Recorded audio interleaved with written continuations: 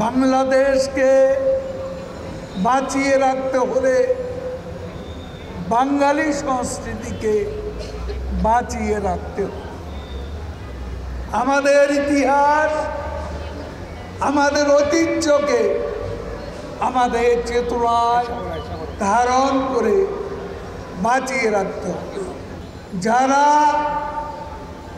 সাম্প্রদায়িক জঙ্গিবাদের পৃষ্ঠপোষক, সে বিএনপি হচ্ছে বাঙালি সংস্কৃতির, বাংলাদেশ রাষ্ট্রের চেতনার, মুক্তিযুদ্ধের প্রতিপক্ষ, শত্রু।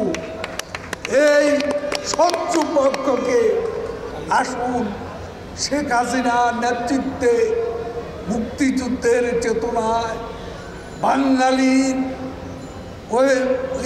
ঐতিহ্যবাহী চেতনায় আমরা এই অপশক্তিকে প্রতিহত করি, পরাজিত করি এবং বিজয়ের লক্ষ্য অভিমুখে এগিয়ে যায়।